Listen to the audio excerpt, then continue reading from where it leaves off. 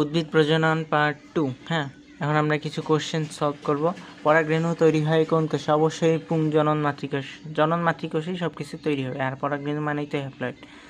তারপর হচ্ছে দেখো এখানে একবারে ভেতরের স্তর, পরাগনালীর ভেতরের স্তর, সেটা হচ্ছে কি ট্যাপেটাম। তারপর হচ্ছে পরাগনালী কোষ থেকে কোন শুক্রাণু তৈরি হয়?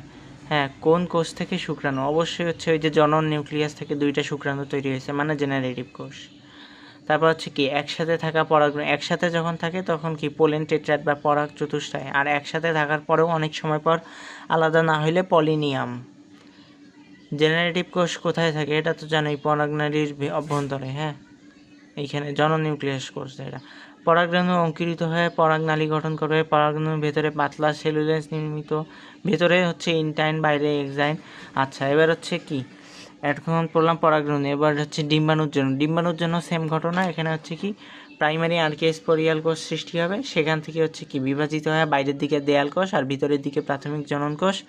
জনন কোষ থেকে হচ্ছে স্ত্রী মাতৃকোষ, আর মাতৃকোষ অবশ্যই হচ্ছে মায়োসিস প্রক্রিয়ায় বিভাজিত হয়। 4টা স্ত্রী রেণু সৃষ্টি হবে, 3টা নষ্ট হবে, একটা সচল থাকবে। তারপর হচ্ছে দেখো এইখানে এই যে তোমার হচ্ছে এই যে গর্ভাশয়, গর্ভাশয়ের ভিতরে হচ্ছে কি এটা হচ্ছে কি প্রাইমারি আর্কিওস্পোরিয়াল কোষটা। হ্যাঁ, যেটা হচ্ছে কি দেয়াল কোষ আর প্রাথমিক জনন কোষ হইল। হ্যাঁ, এইটার চারপাশে যে কোষটা থাকবে, এই প্রাইমারি আর্কিওস্পোরিয়াল কোষের চারপাশে যে ত্বকটা থাকবে সেটা হচ্ছে কি নিউসেলাস। হ্যাঁ, নিউসেলাস। আর এখানে হচ্ছে কি প্রাথমিক জনন মাতৃকোষটা বিভাজিত হবে, একটা মাত্র, 3টা নষ্ট হবে, একটা ভালো থাকবে। এটা হচ্ছে মিওসিস প্রক্রিয়ায় 4টা এই যে হইলো, 3টা নষ্ট, একটা ভালো হইলো। এটা এই যে এইভাবে 2টা হইলো, 2টা থেকেই 2 2 4টা হইলো, 4টা থেকে আবার 4 4, 2টা থেকে আবার বিভাজিত হয় 4টা 4টা হইলো, এবং উভয় পাশ থেকে একটা করে আসে এই যে মাঝখানে সেকেন্ডারি গঠন করলো। আর এখানে ডিম্বাণু 2টা সহকারী কোষ, আর বিপরীত দিকে হচ্ছে প্রতিবাদ কোষ থাকবে। হ্যাঁ, আর এইটুকু হচ্ছে এই যে সহকারী কোষ সহ 2টা হচ্ছে 2টা সহকারী কোষ সহ ডিম্বাণুকে হচ্ছে তোমার কি গর্ভযন্ত্র বলা হয়, বুঝছো? তারপরে ওই যে বিভাজন হয় এখানে আসলো, 3টা নষ্ট হইলো, 2টা ভালো থাকলো, 2টা ভালো হয়ে যে বিভাজিত হয় এইখানে আসলো। আসার পর হচ্ছে কি এই জিনিসটাই এই যে গর্ভের মধ্যে থাকে। হ্যাঁ, এটা হচ্ছে কি চারপাশের টিস্যুটা হচ্ছে নিউসেলাস বা ভ্রূণপোষক টিস্যু, আর মাঝখানে এই যে গর্ভযন্ত্র।